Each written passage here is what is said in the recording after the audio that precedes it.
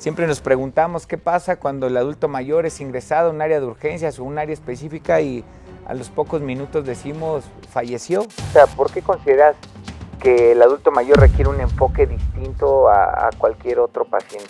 Es que las enfermedades no se presentan de la misma forma en el adulto mayor. ¿Cuál ha sido uno de los errores que más comúnmente ha visto en la práctica clínica cuando se atiende o se aborda un adulto mayor? Debemos de entrenarnos en los servicios de urgencias a reconocer de manera pronta algunos síndromes geriátricos que son de alerta.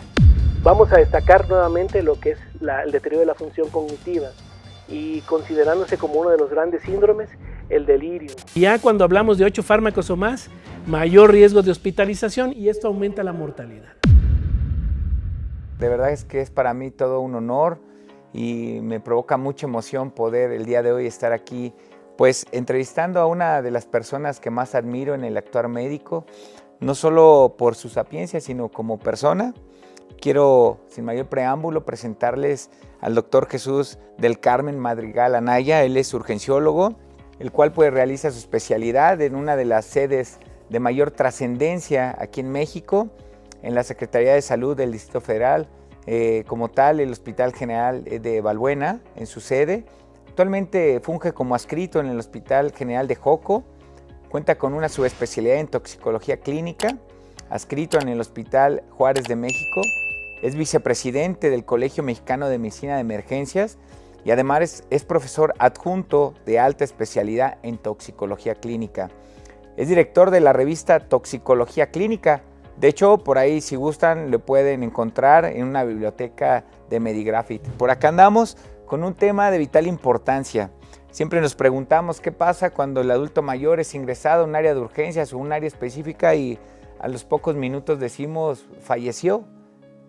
Y nos preguntamos pues, qué fue lo que pasó o lo peor, llegamos a decir pues ya le tocaba. Desafortunadamente esas expresiones ocurren y de ahí que sale el tema específico platicado en diversas ocasiones con el doctor Jesús Madrigal y pues el tema se denomina errores críticos en la atención del adulto mayor que pueden costar la funcionalidad, la independencia o la vida.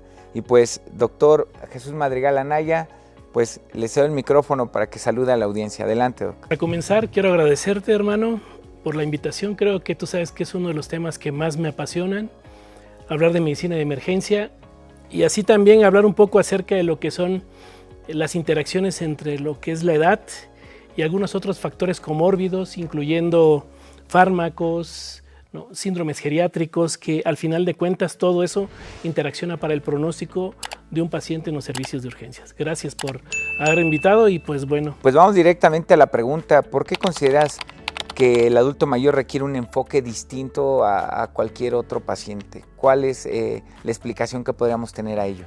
Una de las cosas que más se ha observado ahorita en la actualidad en cuanto a lo que es la atención en emergencias en el paciente geriátrico es que las enfermedades no se presentan de la misma forma en el adulto mayor.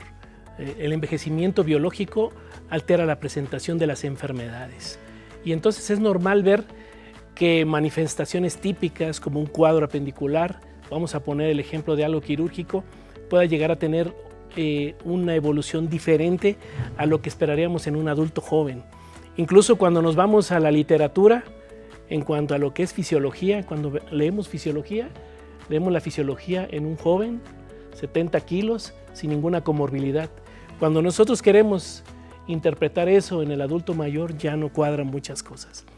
Y hablando un poco de los aspectos fisiológicos, la reserva fisiológica en el adulto mayor se ve comprometida y empezamos a tener fenómenos o síndromes geriátricos como el síndrome de fragilidad, en donde el paciente empieza a tener cambios en cuanto a la respuesta al estrés y el pronóstico lo marca mucho este tipo de condiciones. Bien, las comorbilidades, sabemos que a mayor edad el paciente puede llegar a presentar diferentes comorbilidades. Esto aún deteriora más la respuesta clínica del paciente. Y cuando nosotros queremos llegar a interpretar todo este contexto, podríamos llegar a tener situaciones erróneas en cuanto a lo que es la toma de decisiones diagnósticas y terapéuticas.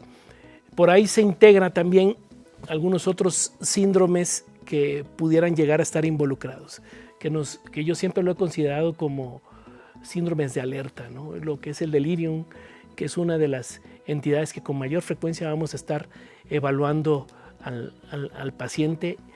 Y pues bueno, ¿qué es lo que habitualmente tenemos en consideración en este punto? La visión de cómo ver la atención en emergencias en el paciente geriátrico. ¿Cuál ha sido uno de los errores que más comúnmente ha visto en la práctica clínica cuando se atiende o se aborda un adulto mayor? Dentro de lo que son los errores en la atención del paciente geriátrico en los servicios de urgencias, es la subestimación de los síndromes geriátricos. Dicen a veces que los ojos no ven lo que la mente no conoce. Y hoy debemos de entrenarnos en los servicios de urgencias a reconocer de manera pronta algunos síndromes geriátricos que son de alerta. Vamos a destacar nuevamente lo que es el deterioro de la función cognitiva y considerándose como uno de los grandes síndromes, el delirium. Este es uno de los grandes errores, no considerar el delirium como uno de los datos de alerta. Y otros de los aspectos importantes es la conciliación de lo que son los medicamentos. Y a veces eso lo hacemos de manera muy deficiente. En la evaluación geriátrica en los servicios de urgencias en nuestro país se torna complejo, ya que los servicios de urgencias pudieran estar muy saturados. La saturación de los servicios hacen que el abordaje, la anamnesis, incluso la catamnesis o la exploración física sea deficiente en cuanto a lo que es la atención de estos pacientes, olvidándonos de algunos detalles importantes. Algo que marca hoy muchos autores, destaco lo que es Amal Mattu, uno de los grandes autores de medicina de emergencia en los Estados Unidos, comenta esto, que a veces no volteamos a ver al paciente geriátrico, cómo se comporta, cuál es la funcionalidad, cuál es su reserva cognitiva que tiene, a qué está habituado a realizar el paciente. Y esto abre una gran interrogante. ¿Estamos haciendo un adecuado abordaje integral en el paciente geriátrico en los servicios de urgencias? Y esto nos llevará, pues, al final de cuentas a lo que es fallas en la interpretación, incluso en la comunicación. Habitualmente nos vemos obligados a no interrogar al paciente y a veces el cuidador descuida muchos aspectos también y eso nos lleva a errores de comunicación. Y nuevamente caemos, yo creo que uno de los conceptos más importantes y que en algún momento lo hemos comentado tú y yo, que es la valoración geriátrica integral. Pues ahí directamente estaríamos hablando de una individualización en el abordaje. Y pues, ¿cuál sería una consecuencia, doctor, al no saber abordar o individualizar a un adulto mayor? Uno de los puntos importantes que hoy vemos, incluso dentro de lo que podemos llegar a observar en servicios como toxicología clínica del Hospital Juárez, uno de los estudios iniciales que hizo la maestra Patricia Escalante, mi maestra en toxicología clínica, es no haber subestimado al paciente geriátrico y darse cuenta que el paciente geriátrico era el que más se intoxicaba. ¿Y en qué estaba basado este principio? Dentro de los errores más importantes son las consecuencias farmacológicas, prescripciones inapropiadas con aumento del riesgo de efectos adversos y la polifarmacia. Una de las situaciones que hoy sabemos que la polifarmacia inapropiada nos lleva a este tipo de errores, ¿no? La aparición de interacciones farmacológicas. Esto nos llevará también, por lo consiguiente, a estar presentando más alteraciones en lo que es la funcionalidad de los pacientes y la aparición de síndromes geriátricos. Empezamos a ver al paciente ya con mayor inmovilidad o con riesgo incluso de caídas.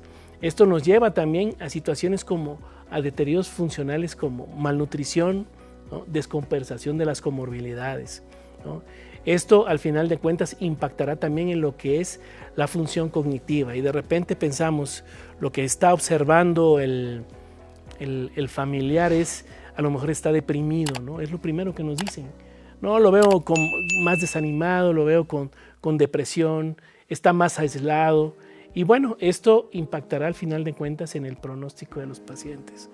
Más visitas a los servicios de urgencias, hospitalizaciones, a veces abordajes que pueden llegar a generar más condiciones comórbidas que beneficios, por no haber reconocido algunos de los puntos importantes en cuanto a lo que es la atención integral del paciente geriátrico en los servicios de urgencias. De ahí viene una pregunta adicional. ¿Cuántas veces no hemos visto que el adulto mayor nos llega a cualquier nivel de atención, desde el consultorio, primero, segundo, tercer nivel de atención, con la dichosa bolsita, ¿no?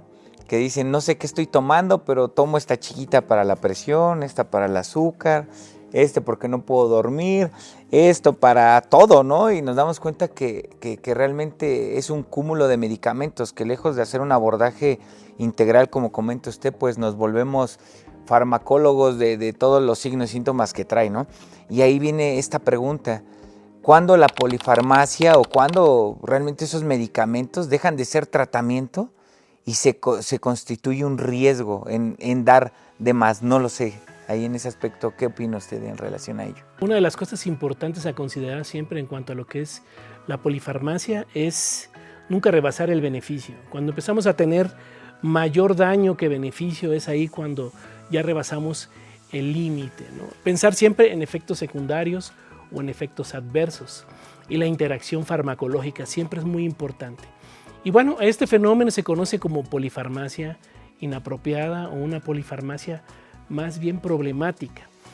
El riesgo empieza cuando los pacientes empiezan a consumir 5 o más medicamentos, y esto nos lleva a que las interacciones estén a la orden del día. Una de las cosas que en algún momento ya hemos comentado, incluso en algunas intervenciones didácticas que de repente hacemos en geriatría, es que el paciente geriátrico ya con polifarmacia es un paciente intoxicado subclínicamente. Va por la vida ya con una intoxicación subclínica. Necesita solo un factor.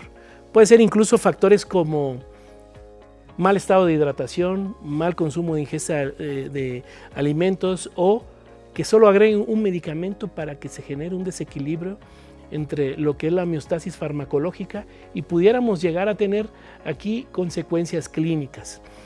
Y pues bueno, se conoce, ¿no?, que otro de los fenómenos importantes es el fenómeno de la cascada de prescripción. De repente, no tiene mucho, abordé a una paciente que decían que había tenido fiebre, se había estado mareada y además había presentado algunas otras alteraciones en los signos vitales. Y pues bueno, olvidaron que este fármaco podía generar alteraciones en cuanto a lo que es la termorregulación y así también fenómenos vasculares que pudieran llegar a presentarse como síntomas. Y esto nos puede llevar, por lo consiguiente, a tomar decisiones inadecuadas, ¿no? El fenómeno de una cascada de prescripciones. Piensa que está enfermo, ahora dale un antipirético o dale 2 antipiréticos. Inicia antibiótico, ¿quién quita y pega, ¿no? Y a lo mejor la levofloxacina le puede ayudar mucho, ¿no? Olvidándonos que la levofloxacina nos puede llevar a alteraciones en cuanto a lo que es la función cognitiva. Y esto, pues bueno, puede llegar a empezar a tener complicaciones. Algunos otros fármacos antimicrobianos pueden llegar a tener efectos anticolinérgicos que puedan llegar a presentar cambios en lo que son los signos vitales, en la función cognitiva, ¿no? Y pues bueno, esto darnos como un fenómeno de malinterpretación. Y pues bueno, recuerde, un medicamento puede llevar a un desequilibrio en cuanto a lo que es una polifarmacia que el paciente que habitualmente pudiera llegar a tener, ¿no? O no solo eso, hoy empezamos a ver más fenómenos como remedios herbales. Lo que es natural no genera ningún problema. Igual este tecito, igual el té de hierba de San Juan, puede llegar a servirme un poquito, ¿no?, cuando puede haber interacciones que hoy conocemos perfectamente bien. O el uso inadecuado de algunos medicamentos, no, pues remedios milagros, ¿no? Toma este multivitamínico, pero también tómate este omega 3 que viene reforzado con otras 2 sustancias. Muy común en esta etapa de vida, ¿no? Sí. O remedios milagros, ¿no? A ver, utiliza todos estos antioxidantes, y esto es lo que hoy día estamos viviendo, ¿no? Es ahí donde vamos a tener condiciones de interacción que te pueda llevar a una manifestación pensando que el paciente pudiera estar enfermo, ¿no? Básicamente estos son de los fenómenos que hoy día estamos observando. pues digo, para la audiencia dirán ustedes, bueno, entonces si levofloxacino y otros antimicrobianos dan impacto, entonces ¿qué le doy, no?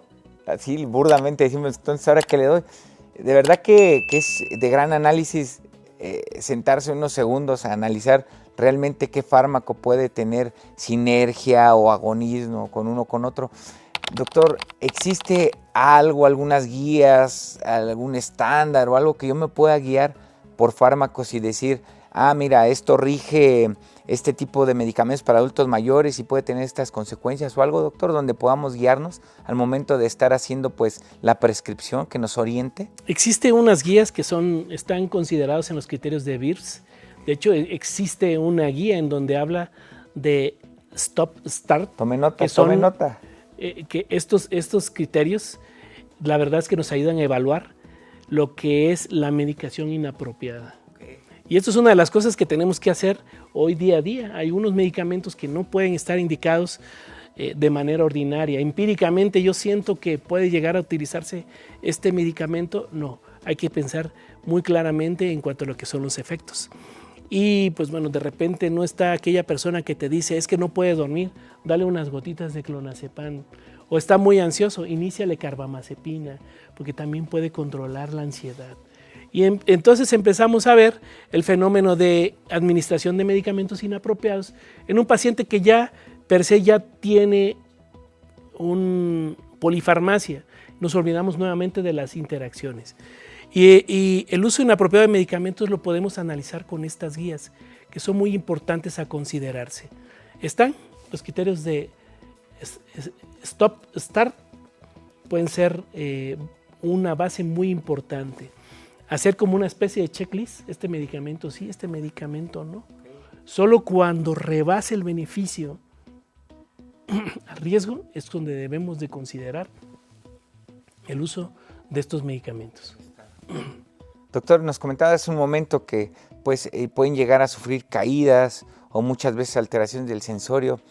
En ese punto, ¿qué impacto llega a tener el estado confusional agudo o delirium y caídas en cuanto a hospitalizaciones? ¿Qué impacto tiene sobre un adulto mayor este tipo de entidades patológicas que las subestimamos muchas veces? Pensamos es una caída y no pasa nada, ¿no? Y cuando menos vemos llega el paciente adulto mayor a la sala de urgencias 2-3 días con deterioro neurológico importante que resultó por lo mismo que nos ha mencionado al inicio, la baja reserva fisiológica, pues desarrolla pues un trauma que al inicio fue leve y que posiblemente fue avanzando a algo más. ¿Qué impacto tiene todo esto, doctor? Hoy sabemos, en relación a lo que son algunos estudios, el 69% de los pacientes con polifarmacia pueden presentar delirium y esto está correlacionado a lo que son medicamentos anticolinérgicos, ¿no? Anticolinérgicos, existe una listota de medicamentos anticolinérgicos, benzodiazepinas, opioides, y hoy de las más importantes situaciones que estamos viendo son los psicofármacos. Hablando de psicofármacos de uso médico, porque también tenemos lo que son las drogas de abuso, y no crean que en el adulto mayor no ocurre lo que son las drogas de abuso, ¿no? Y pues bueno, esto nos lleva a analizar, ¿no? El paciente se cayó. Esto lo vemos mucho, por ejemplo, yo trabajo en el Hospital General de Joco, ya estoy haciendo ahí comercial, en una de las guardias, y de repente es fácil ver algunos pacientes que nos llegan con caídas, adulto mayor con caída. Y de repente, pues bueno, se ha de haber resbalado, pero a veces el contexto es más allá. Y este es uno de los ejercicios que hago hoy con los residentes. ¿Por qué se cayó? A lo mejor por primero pensar en condiciones graves como lo cardiovascular y lo neurológico. Pero ahí nos pasamos, y bueno, en el aspecto toxicológico digo, a lo mejor es algo toxicológico. No, ¿sabes qué? Agregó otro medicamento, alguien le indicó clonazepam, estuvo más dormido que de frecuencia, reducen los reflejos, genera hipotensión ortostática y el paciente presentó caída. Ahora tenemos un paciente con trauma secundario a una situación que no se pudo analizar. Nuevamente, considerar siempre qué medicamentos pudiera considerarse para cada uno de estos pacientes. Y ahí es donde se ocurre la polifarmacia, y sabemos que pacientes adultos mayores pueden llegar a tener hasta 7 patologías y tener más de 10 medicamentos. Esto nos lleva a un incremento de riesgo de caída de hasta un 50%. Y bueno, la polifarmacia, hoy sabemos que puede estar como un cofactor más. Lo sabemos que un paciente que usa 5 fármacos puede llegar a tener una hospitalización en un promedio 50% más de un paciente que pudiera estar a menos de 5 fármacos. Y ya cuando hablamos de 8 fármacos o más, mayor riesgo de hospitalización y esto aumenta la mortalidad. Bien. Y una de las causas más frecuentes, nuevamente, caemos en el mismo principio, la cascada de prescripción. Y a eso a veces es desproporcionada. Empezamos a dar medicamentos al por mayor, pues tratando de apagar un síntoma o un signo que estamos viendo y lo único que generamos fue una reacción adversa. Por eso yo creo que los criterios de VIRS, como hace ratito comentábamos, o los criterios de Stop-Start, nos pueden ayudar mucho a discernir qué medicamentos verdaderamente pueden llegar a ser útiles con estos pacientes. Ok, doctor. Ahorita, para que vean que estamos totalmente en vivo, se acercaron para mí para hacer unas preguntas que están ahí en el chat, de ustedes que amablemente nos están siguiendo vía Zoom. Preguntaban que si está haciendo algo para capacitar al personal del área de urgencias en relación de la atención de adultos mayores. Fíjense que la transición en cuanto a lo que es la transición demográfica nos habla de un reto mayor, un reto mayúsculo para los médicos de urgencias. Espérame, quiero hacer un comercial, por ahí me acuerdo. Quiero comentarles que con el doctor Madrigal tuve la oportunidad de trabajar unos años y él a manera de broma y demás, cuando empieza la jornada y pues te divides, ¿no? Me tocaba estar con el doctor Madrigal en una sala cerca de 40 pacientes y me decía, como tú eres el geriatra, yo soy el urgenciólogo, vamos a dividirnos, dice, tú vas a ver a los adultos mayores y yo voy a ver a los otros, ¿no? Cuando iba a la mitad contando de la sala, de los pacientes, se reía y me volteó a verlo, ¿no? Y se seguía riendo y decía, es que me da mucha risa, dice, porque casi el 75% de la sala son adultos mayores, ¿no? Me dice, no es cierto, es broma, nos vamos a ir a mitad y mitad, me dice. Y en ese sentido, abordar ahorita que dice la transición demográfica, es una realidad que el adulto mayor ha rebasado la porcentual en el proceso de atención o el número de atendidos, ¿no? Entonces, como comentario y como anécdota siempre la cuento porque les digo, recuerdo a mi maestro Jesús Madrigal me decía, vamos a dividirnos tú nada más los adultos mayores y cuando vi en la sala, dice, era ese número porcentual, ¿no? Y por ahí se la comentaba a alguien que trabajan en institutos de seguridad social aquí en México y decía, no, dice, ahí se quedó corto, ¿eh? Hay a veces que realmente son más poquitos, dice, en menor proporción los jóvenes, dice, y viceversa, ¿no? Claro. Perdón, doctor. Con respecto a eso, pues, en institutos empezamos a ver que la mayoría de la población está arriba de 64 años. Y el más joven, 45, ¿no? Sí. El más joven, 45. Y eso es una realidad. Este es uno de los grandes retos. Este es un reto mayúsculo, como les mencionaba, porque nos estamos atrasando en cuanto a lo que es el abordaje integral del paciente geriátrico. Y hoy, por ejemplo, yo también vivo lo que es el abordaje en los servicios de urgencias. Nos olvidamos en cuanto a lo que es la protocolización. La protocolización de estos pacientes involucra voltear a ver muchas cosas del paciente adulto mayor, desde la funcionalidad, la mentalidad, la movilidad, los medicamentos, cosas que son muy importantes que tenemos que evaluar, incluso aspectos como multimorbilidad, ¿no? O qué es lo que verdaderamente nos debería interesar del adulto mayor. Y esto cae en cuanto a lo que es, ya qué es lo que debemos de hacer con este paciente. De repente encarnizarnos tampoco vale la pena, ¿no? Los protocolos de atención hoy apenas empiezan a nivel internacional a considerar, pues bueno, vámonos a lo que son enfermedades frecuentes, ¿no? Trastornos hidroelectrolíticos y metabólicos, cetoacidosis diabética. Eso de repente se nos olvida el adulto mayor. Empieza ya a haber reportes, ¿no? El adulto mayor le va a ir peor, con una mortalidad, por ejemplo, de una cetoacidosis de un 35% en el adulto mayor, mediante un paciente joven, adolescente o adulto joven, pues, pudiera llegar a tener una mortalidad solo del 5%, en donde se ve que el impacto está correlacionado al factor edad, ¿no? Y pues bueno, ahí se van sumando muchas cosas. Hoy debemos de empezar a tener mayor apertura en cuanto a lo que son los protocolos de atención de estos pacientes.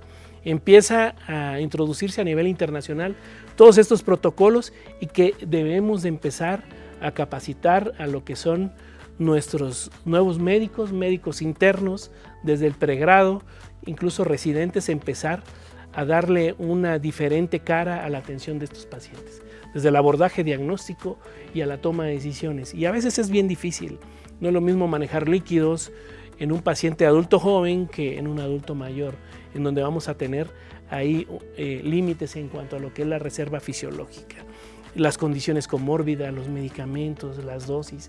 No va a ser siempre lo mismo en el adulto mayor, ¿no? Las guías pueden estar muy bonitas, pero debemos de empezar a darle un cambio, un giro en cuanto a lo que es la atención. Ahora, la pregunta está muy clara, ¿no? ¿Estamos haciendo algo por cambiar la atención geriátrica? Sinceramente estamos empezando, ¿no? Es un camino muy complejo y que por ahí con algunas otras compañeros empezamos a voltear a ver a este adulto mayor y estamos convencidos de que tenemos que empezar a ver al paciente adulto mayor de manera distinta. No nos vayamos tan lejos. Hemos tenido algunos casos, hermano, en donde decimos, ¿quién se beneficia entrar a una unidad de terapia intensiva? Un adulto joven que tiene todas sus reservas fisiológicas al 100%, en donde le pases 3-5 litros en 2 horas, no le va a pasar nada. Al adulto mayor que le pases 250 y puede generarme una sobrecarga hídrica que pueda llegar a complicar aún más la función cardiopulmonar.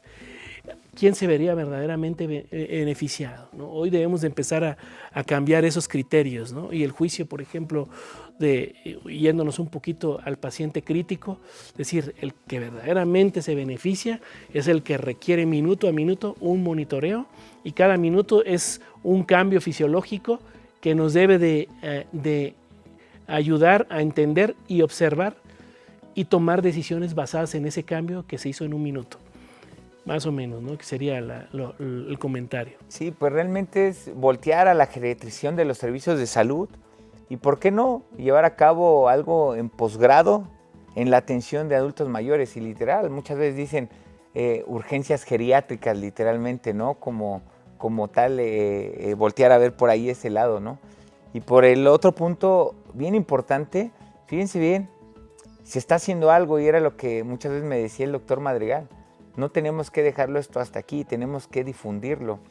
Y la génesis, para quienes no nos conocen, del Colegio de Geriatras Gerontólogos, nace a través de un grupo multidisciplinar de diferentes especialistas, que al igual, a la par, como pude platicar con el doctor Jesús Madrigal, cuando teníamos algún paciente adulto mayor con comorbilidades, decía él, no nos podemos quedar nada más pensando que ocurrió, hay que darlo a conocer, decía. Y ahí surgió el hecho de realizar un colegio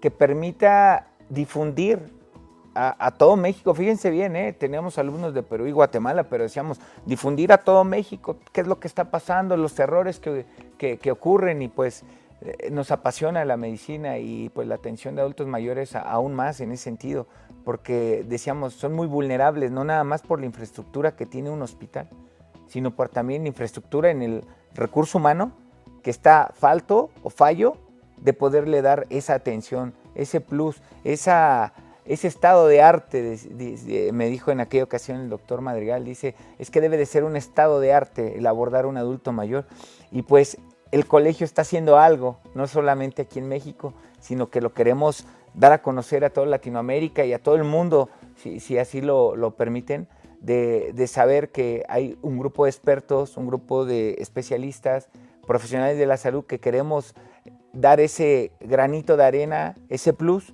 para que tengamos las herramientas necesarias para evitar esos errores y para que tengamos cada día un proceso de atención mejor todavía, ¿vale? Ahorita acaba de llegar una pregunta, dice, ¿dónde se encuentran las guías? Uno de los libros que abre mi mente en cuanto a lo que es la atención geriátrica en los servicios de urgencia es un libro que se llama Emergencias Geriátricas. Y ese libro de Emergencias Geriátricas, el autores como Amal Mattu y lo que es Rosen, que son muy destacados en los servicios de urgencias, hablan de aspectos muy interesantes. Por ejemplo, en la evaluación desde lo que es la fisiología del paciente geriátrico y lo que son los signos vitales, ¿no? Y destacan aspectos muy interesantes como la temperatura de 37.3 puede ser considerada ya como febrícula y 37.5 como fiebre. Y la respuesta metabólica, por ejemplo, síndrome de respuesta inflamatoria sistémica, algunos aspectos puntuales, ¿no? Poniendo ejemplos, 84 de cardíaca ya puede ser significativo. Entonces, ahí es donde me abre todo el panorama, ¿no? Y la baja de las reservas. Creo que este es uno de los textos más importantes. Como guía no van a encontrar, porque hablar una guía de atención del paciente geriátrico en los servicios de urgencias va a ser muy complicado. No es lo mismo tratar un síndrome coronario que una enfermedad cerebrovascular, una cetoacidosis diabética, hiponatremia, pacientes con trauma geriátrico.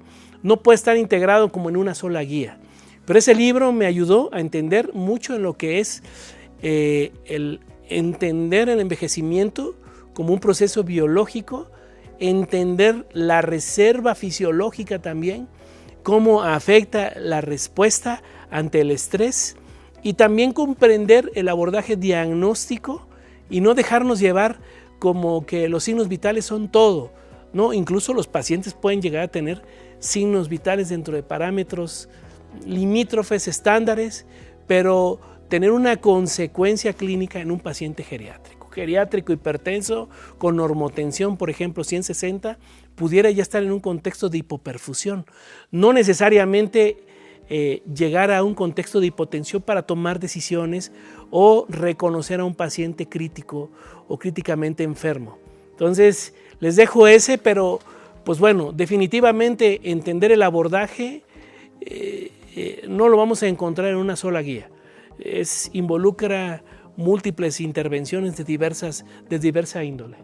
Quisiera hacer una siguiente pregunta de algo muy común que vemos en la atención del adulto mayor.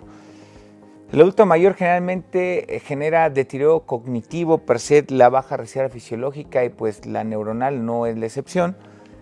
Y pues empieza con fallos ahí en memoria, ¿no? Que se me olvidaron las llaves, que se me olvidó esto, que se me olvidó el otro. Muchas veces es distracción, en ustedes jóvenes que están por ahí en pantalla, pero en el adulto mayor ya se marca más todavía eso, ¿no?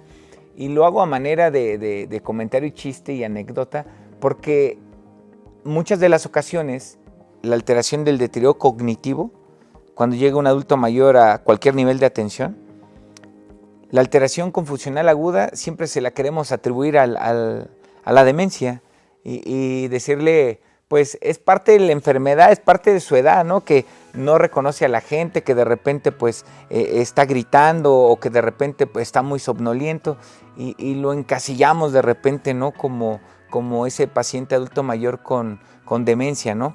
Sin embargo, nos damos cuenta y hay un monstruo atrás llamado estado confusional agudo, llamado delirium como tal, ¿no? Y pues tiene sus características específicas. En una persona joven, siempre les digo a los alumnos por ahí de la materia de geriatría, digo, es muy fácil identificar un traumatismo encefálico severo porque tiene un score Glasgow bajo. Y en un adulto mayor, pues igual, ver un estadio de demencia avanzada sería muy sencillo. Pero cuando no existe y tenemos otros patrones, ¿cómo se presenta el delirium en el adulto mayor cuando no es tan evidente? ¿Cuál sería una de las estrategias, tips o perlas que nos podría dejar, doctor, para poder identificar y no confundirnos que esto es demencia o que si realmente es delirium? Porque la demencia es progresiva y no nos va a matar, pero en el otro, si no actuamos, puede tener un desenlace fatal, ¿no? Uno de los puntos importantes que hay que considerar siempre en el abordaje del paciente geriátrico es, en los servicios de urgencias, es voltear a ver cuál es su funcionalidad. Eso tiene que ir en una integración, una anamnesis en los servicios de urgencia. Es algo que de repente no volteamos a ver hasta dónde llega su funcionalidad para poder ver un cambio en realidad, ¿no? Una de las cosas que habitualmente podríamos decir en el contexto subclínico, ¿qué hubo? ¿En qué momento empezó el paciente? Empezó hoy en la mañana, y no es cierto, el paciente lleva ya una semana con alteraciones, ¿no? La apatía y la letargia es una de las cosas importantes, ¿no? Puede ser una disminución sutil. Otra de las cosas que vamos a ver, ya empieza a tener más inmovilidad, tiene un enlentecimiento psicomotor, puede llegar a considerarse incluso déficit de atención, algo que de repente, ¿sabes qué? Como que lo veo ya medio, no ha estado respondiendo bien, pero por la misma edad, la misma familia dice, pues bueno, ya es la edad, ¿no? Empieza a tener situaciones de confusión que a veces el familiar o el cuidador no alcanza a detectar, ¿no? Cuadros incluso de desorientación, incluso cambios en el lenguaje y en el sueño y vigilia, que es uno de los puntos importantes que de repente tendremos que reconocerlo. Nuestra obligación es tratar de buscar estos detalles. El delirium como tal es uno de los síndromes neurológicos asociados al paciente geriátrico, que lo que más veo yo en los servicios de urgencias. La ley de mínimo esfuerzo, de repente en el abordaje el delirium es, tiene un EBC, y lo dejan ahí al paciente. En realidad no es un EBC, en realidad está presentando alteraciones en la función cognitiva, y esto nos lleva a una serie de eventos desafortunados. Un mal reconocimiento de algún síndrome en los servicios de urgencia nos llevará a malos protocolos y a malos resultados, incrementando lo que es la hospitalización y la mortalidad. Por eso, hoy día, una de las 5 M's que tenemos que considerar es la mente. ¿Cómo está trabajando este paciente? Porque la función cognitiva hoy la debemos de considerar como el 6º signo vital, así como lo mencionan en el libro de emergencias geriátricas. Amal Mattu considera, es uno de los autores que yo más admiro en cuanto a lo que es la medicina de urgencias. Amal Mattu lo considera como un 6º signo vital. Y esto es la realidad. ¿Cuál es el 6º signo vital? La función cognitiva. Si la función cognitiva está alterada, debemos de considerarlo hoy como médicos de urgencias una catástrofe en cuanto a lo que es el contexto clínico. Algo está pasando que llevó a un disturbio crítico en la función mental. ¿Quién toma la decisión de la nutrición en un adulto mayor hospitalizado, doctor? Me acaban de hacer una pregunta que me lleva a considerar algo. Yo, como médico de urgencias, con un poco de conocimiento toxicológico, en atención como médico de impacto en las áreas críticas, tengo que evaluar primero vida y función. Eso es lo primero. Y recordar algo muy importante. Esa pregunta no la voy a poder contestar yo. Pero una de las cosas que se tiene que hacer en la evaluación geriátrica integral es definir también la condición nutricional, ¿no? Entonces, no somos todólogos, pero en cuanto a lo que es la evaluación nutricional, se tiene que considerar como un manejo multidisciplinario, ¿no? La pregunta a un urgenciólogo, a mi humilde opinión, la respuesta será: hay que integrar a alguien más, un clínico experto en nutrición geriátrica, ¿no? Un licenciado que tenga esa capacitación, o que pudiéramos llegar a considerar incluso a nutricionistas que tengan una visión todavía un poquito más a profundidad en cuanto a lo que es el abordaje multidisciplinario. Imagínense la complejidad en cuanto a lo que es la evaluación del estado nutricional, ¿no? Es evaluar un antes y un después del paciente. Es decir, yo lo estoy evaluando en un contexto crítico, pero ¿qué tiene que hacer un clínico experto en eso? Evaluar edad, evaluar género, también evaluar condiciones comórbidas, ¿no? El estado nutricional, cómo se ha comportado, si ha tenido pérdida de peso o no, el estado hídrico también. Eso para la evaluación en un servicio de urgencias, para un urgenciólogo no nos compete. La respuesta más adecuada a esto, recuerden, queremos tener éxitos con los pacientes, el manejo tiene que ser multidisciplinario, ¿no? En algún ejercicio, en mi formación como médico general, fíjense, como médico general, un geriatra nos decía: voy a ponerles un caso clínico. Me puso un caso clínico con mi equipo y estuvimos compitiendo ahí con los casos clínicos. Más o menos va la misma idea de lo que se está comentando, ¿no? Y por ejemplo, nos hacía caer en este tipo de errores, ¿no?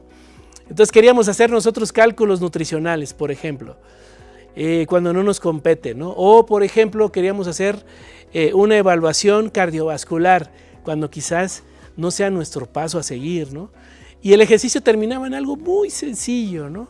A ver, la pregunta era la clave, ¿no?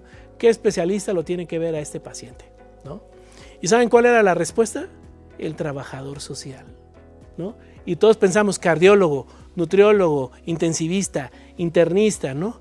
Y era tan sencillo porque el que tenía que evaluarlo era el trabajador social. Y ahí es donde entendí que el manejo multidisciplinario en el paciente geriátrico es el que nos va a dar mejor éxito. Y a veces cosas tan sencillas como, bueno, sí, tenía que ser el trabajador social porque, pues bueno, teníamos que evaluar todo el hábito, todo el contexto social del paciente, y eso era lo que se nos olvidaba, ¿no? Entonces, el éxito para el paciente es la evaluación multidisciplinaria, ¿no? En el servicio de urgencias yo te puedo decir esto, ¿no? Cometería un error decirte, no, pues el cálculo calórico es de 20 a 25 kilocalorías con un porcentaje de proteínas, carbohidratos y lípidos tal. No, eso lo tenemos de conocimiento, pero hay intensivistas que sí lo hacen, dicen, ¿no? Sí, hay que individualizar a cada paciente, es totalmente individualizarlo, no podemos quedarnos con todo, ¿no? Hay que repartir el trabajo para todos. Decimos acá en México, somos muy dados a los dichos, ¿no? Que el adulto mayor es un pastel muy grande, que hay que convidar una rebanada a cada especialidad. Y literal, lo que comenta el doctor es muy cierto. Y pues tiene otra pregunta que se la vamos a ir muy rápido. Dice, ¿dónde me capacito? Pues aquí con nosotros en el Colegio de Geriatras Gerontólogos. Por ahí dejaremos diferentes enlaces para que se capaciten en el área de nutrición en el adulto mayor. Hay más preguntas, a lo mejor no vamos a alcanzar el tiempo por la disposición del lugar, pero bueno, me gustaría esta, mire doc, en específico, ojo, aquí son muy puntuales, dice, ¿cuáles son los 3 estudios de laboratorio prioritarios para el paciente que ya con delirium hipo o hiperactivo en un servicio de primer contacto? No sé, doctor, al respecto, ¿qué puede comentarnos? Estudios prioritarios. 3 estudios, dice, yo creo que podría haber alguna otra diferencia, pero bueno. Una de las cosas importantes es el reconocimiento del delirium, ¿no? De acuerdo a lo que son el DSM-5, por ejemplo, nos evalúa aspectos muy importantes, ¿no? Como lo que es la inatención y la incomprensión, ¿no? O otro de los aspectos importantes también es desorientación. Son datos cruciales para el reconocimiento. El delirium técnicamente nos podemos acercar al diagnóstico sindromático con signos y síntomas.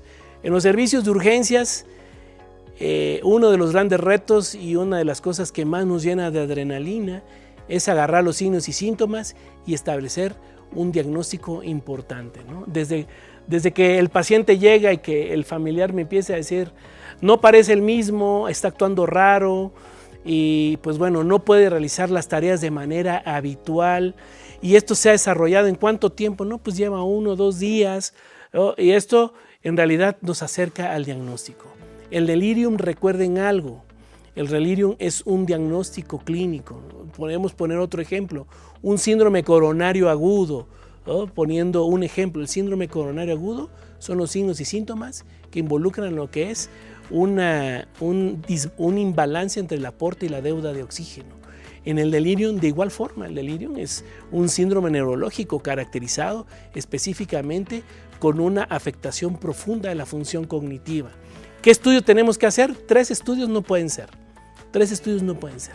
La disfunción puede llegar a estar correlacionado a contextos tanto funcionales como estructurales, ¿no? Alteraciones diversas como toxicológicas, endócrinas, metabólicas, así también como un daño estructural que pudiera estar involucrado, igual una enfermedad cerebrovascular, o yéndonos a puntos específicos. He visto pacientes con delirium con frecuencias cardíacas de 32, un bloqueo AV completo, pero también he visto a pacientes con hipoglucemias. Más bien, involucra un algoritmo terapéutico más complejo que solo 3 estudios, en donde recordar que si el paciente tiene manifestaciones estructurales con focalidad neurológica, nos llevará hacia lo que son algunos estudios de imagen, pero cuando la disfunción es global sin focalidad, entonces tendremos que ir paso a paso a diferenciar a estos pacientes, ¿no? Dentro de lo que son metabólicas, endócrinas, toxicológicas, cardiovasculares, que son muy frecuentes. En los servicios de urgencias tenemos que definir el delirium como condiciones las más graves. ¿Qué pienso yo? Pensaría yo cardiovasculares y neurológicas. Es decir, si falló lo neurológico, algo está pasando algo crítico está considerándose, en donde el algoritmo empieza a excluir las condiciones más graves. Y de ahí nos vamos a partir, ¿no? En cuanto a lo que es el delirium, pues bueno, prácticamente un contexto clínico nos lleva a la toma de decisiones. Pero esto es una interacción, antecedentes, funcionalidad, la función cognitiva, mentalidad, porque por ahí pudiéramos considerar otro de los grandes síndromes, como decía el doctor Rodríguez, es lo que sería demencias, ¿no? Y la demencia, híjole, ¿qué es demencia o delirium, no? Desde ahí pudiéramos llegar a tener este tipo de errores. Y pues bueno, esta integración con lo que se vaya sumando, ¿no? Desde los paraclínicos y estudios de gabinete. Básicamente sería esto, ¿no? No verlo como 1 o 2 estudios, al contrario, es un síndrome tan complejo que tenemos que ir excluyendo de mayor gravedad a menor gravedad. A lo mejor igual si en la pregunta en específico era si existe algo que me permitiría ir en descarte, pues podríamos aplicar lo que habitualmente me enseñó el doctor Madrigal, el triage neurológico del delirio, ¿no? La hipoxia, la hipoglicemia, las alteraciones pues directamente de las constantes vitales. Quizás podría ser por ahí, si la pregunta va enfocada por ahí, pues ve descartando primero, que no vaya a ser por hipoxia, que esté el estado confusional o agudo o con hiper o hipoactividad, o descarta si es por hipoglicemia, porque muchas veces va de la mano por ahí el tema también, ¿no? O en las constantes vitales, como ha mencionado, que si tienes altas de la presión arterial o bajas, pues se va a dar manifestaciones clínicas neurológicas de manera importante. Quizás vaya enfocada por ahí la pregunta, porque sí, en efecto, como dice el doctor, o 3 estudios definidos para llegar al diagnóstico sería algo inadecuado que lo mencionemos, ¿no? Porque durante la charla ha comentado, hay que individualizar al paciente adulto mayor para poder llegar a un algoritmo específico en cada uno de ellos, ¿no? Y pues bueno, doctor Madrigal, y eso lleva a la siguiente pregunta. Habló hace un momento y desde que abrió charla, pues, la baja reserva fisiológica, y pues la baja reserva también llega a impactar sobre diferentes zonas de movilidad, zonas musculares, de desnutrición, que es muy habitual, ¿no? Y pues ahí nos lleva directamente a algo que se conoce como fragilidad, ¿no? El adulto mayor o la traducción dice anciano frágil, ¿no? ¿Qué nos puede comentar en relación a su experiencia en este síndrome geriátrico, doctor, que está, dicen, está muy en boga o realmente no lo conocíamos de lleno, ¿no? ¿Qué nos puede comentar al respecto, doctor? Cuando hablamos de cambios anatómicos y fisiológicos del paciente geriátrico, empezamos a ver una disminución de prácticamente todo, desde situaciones anatómicas como piel, cabello, ¿no? o lo que es estructura como lo que son huesos, articulaciones, columna, pero así también nos vamos a otros aspectos muy importantes como que es la funcionalidad. En el aspecto, cuando nos metemos a aspectos cardiovasculares, vemos que, conclusión, la reserva cardiovascular reducida significativamente. Cuando nos vamos a lo renal, la reserva renal va reduciendo gradualmente y a mayor tiempo la reducción es crítica, ¿no? Digamos que el anciano frágil o el síndrome de fragilidad llega a ese punto en donde la edad se comporta con la sumatoria de todas las bajas de la reserva, se comporta en el límite de la enfermedad, ¿no? Como que si fuera una disfunción orgánica múltiple, pero no es una disfunción orgánica múltiple. La fragilidad habla la mínima reserva fisiológica independientemente de las condiciones comórbidas, independientemente si es diabético o hipertenso. Es decir, solo por el factor edad, digamos, un adulto mayor, sano, sin ninguna enfermedad, en donde la edad lo llevó al punto crítico de la mínima reserva cardíaca, pulmonar, renal, hepática, vascular, neurológica, endocrinológica, metabólica, en la mínima expresión. Esto entonces se comporta como un punto crítico, porque ante una enfermedad el organismo tiene que sacar esa reserva cardíaca, reserva renal, en donde un factor estresor puede llegar a comprometer la vida definitivamente. Entonces, el anciano frágil está en ese límite. Así lo interpreto yo, así lo interpreta o así nos lo da a entender la literatura. Es el punto máximo de expresión de la reserva fisiológica mínima. Pues bueno, nos podríamos pasar de verdad hablando de diferentes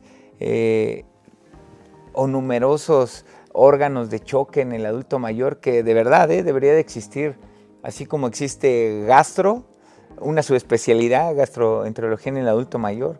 Por ahí ya tuvimos la experiencia de trabajar con gente de una área o sede de formación en el siglo XXI en la anestesia del adulto mayor.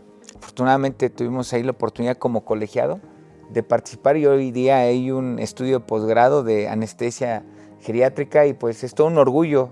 A raíz de una charla surgió y hoy día ya es un estudio de posgrado y pugnamos y buscamos eso, que cada una de las áreas busque ese punto de enfoque específico de adultos mayores.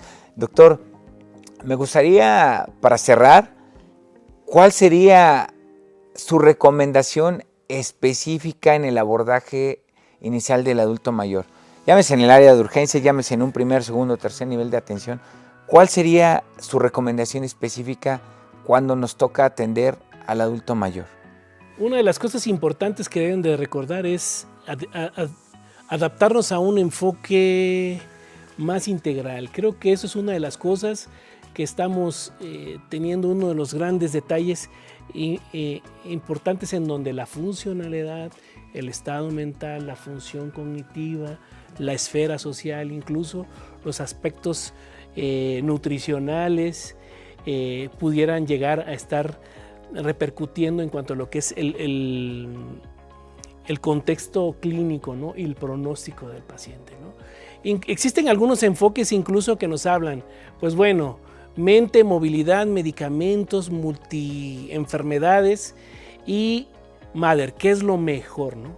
Mother, ¿no? En términos ingleses. A los gringos les queda casi prácticamente todas las mnemotecnias y pues sí, eso es muy importante, ¿no? Evaluar antes y un después, siempre es algo que tenemos que empezar a adecuarnos y tenemos que empezar a adaptar a nuestras áreas de urgencias, es decir, voltear a ver al paciente cómo estaba antes en cuanto a lo que es su mente, su función cognitiva, cómo se movía antes, qué podía hacer y ahorita qué no puede hacer, qué medicamentos estaba tomando, qué medicamentos no, qué enfermedades están interaccionando y existe una interacción de todo esto y llegar a un punto crítico también, saber hasta dónde podemos hacer por el adulto mayor y empezar a meternos a aspectos un poquito más específicos como lo que es los cuidados paliativos quizá, ¿no? O los derechos del paciente a vivir dignamente, incluso a morir dignamente, ¿no? Hay que tener metas individuales, es muy importante considerar que cada paciente es diferente, cada condición comórbida llevará a mayor riesgo dependiendo de sus antecedentes y toda esta interacción que tendríamos que considerarlo. Evitar estas situaciones de sobrediagnosticar al paciente, ¿no? El anciano frágil se comporta muy complejo. En el final de la vida puede llegar a tener muchos retos importantes. A veces la toma de decisiones también estarán involucrados aspectos como qué es lo que quiere la familia, qué es lo que quería el paciente, porque a lo mejor ya lo vemos en un punto difícil al paciente, es decir, híjole, mi papá no quería intubarse, ¿no? O no, si hay que hacerle todo, ¿no? Es mi papá, ¿no? A veces es difícil llegar a tener esa concientización. El trato digno del paciente geriátrico es otro de los temas importantes que tendríamos que considerar, ¿no? Y seguramente empezar a utilizar nuevas herramientas clínicas para la mejor toma de decisiones en estos pacientes, pero que estén involucrados lo que es la atención al servicio de urgencias, que estos son de los puntos más interesantes que tendremos que considerar. Otra de las cosas que tenemos que estar ya observando también en el abordaje integral del paciente es cómo rehabilitas a este paciente. Quizás salió de una condición crítica. ¿Qué es lo que estamos haciendo los hospitales para reincorporar a ese paciente? ¿Estamos tomando decisiones adecuadas en ellos? Es momento de reintegrarlo, hacer ejercicios, hacer una revisión adecuada de medicamentos y bueno, ¿cómo está su función cognitiva? ¿Cómo podemos llegar a mejorar? Esto es rehabilitación y prevención secundaria. Y a veces nos olvidamos de esto y a veces esto es lo más interesante. El que hizo la pregunta de estado nutricional, exactamente, pero no nos volteamos a ver a los médicos de urgencia, sí a un personal experimentado para lo que es la evaluación y toma de decisiones claras en estos pacientes. Definitivamente, hoy el paciente geriátrico es uno de los grandes retos. En algún momento yo pensé, cuando yo leía fisiología, decía, pues bueno, la fisiología de un adulto joven, 19 años, 21 años, 70 kilos, sin condiciones comórbidas y la respuesta. Pero cuando nosotros volteamos a ver los extremos de la vida, el prematuro, por ejemplo, o nos vamos a lo que es el adulto mayor, todos los cambios fisiológicos no se ven ahí. La fisiología del adulto mayor no es la que estudiamos, ¿no? En un Guyton, por ejemplo, uno de los libros base en cuanto a lo que es fisiología, ¿no? Tampoco la anatomía es la misma, tampoco la farmacología es la misma, ¿no? Entonces, esto nos lleva a uno de los grandes retos, ¿no? Empezar a adaptarnos a la atención del paciente geriátrico, adulto mayor. Y esto lo lograremos cuando también tengamos una condición multidisciplinaria en la atención. Ok, pues se dan cuenta, estimada audiencia, no solamente es yo como médico dominar todo el panorama del adulto mayor. Está comentando ahorita el doctor, incluir en la evaluación nutricional al nutriólogo, en la evaluación funcional al rehabilitador, mencionó en la esfera cognoscitiva, ¿por qué no? Evaluación por el área de psicología, de psiquiatría, mencionó también al trabajador social, porque recordemos que también hay redes de apoyo. El paciente adulto mayor lo recetas y no llega al otro mes o no te preguntas por qué no mejora su condición, compró o no el medicamento que quizás no haya, ¿no? Cosas tan finas que parecen tan obvias o que no queremos decir nada más, pues a mí me toca ver la esfera clínica. Y pues esa es la diferenciación, como ahorita nos lo comparte el doctor, de llevar a cabo un abordaje integral. Pues doctor Madrigal, de verdad agradezco mucho su participación, su tiempo, y pues esto es un fragmento de lo que ya hacemos en este colegiado, es una breve explicación de las diferentes áreas que se abordan durante pues toda su formación académica que puedan llevar a cabo con nosotros en este colegio.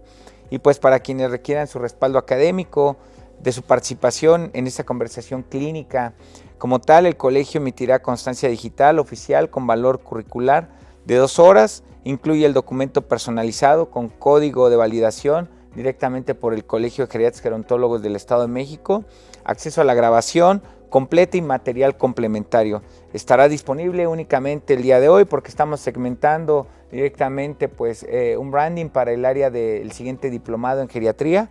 Por ahí les van a escribir gente del staff y pues no me resta, reitero, darle las gracias al doctor Jesús Madrigal Anaya, a la gente detrás de cámaras en este hermoso set de grabación de Estudio Churubuscos.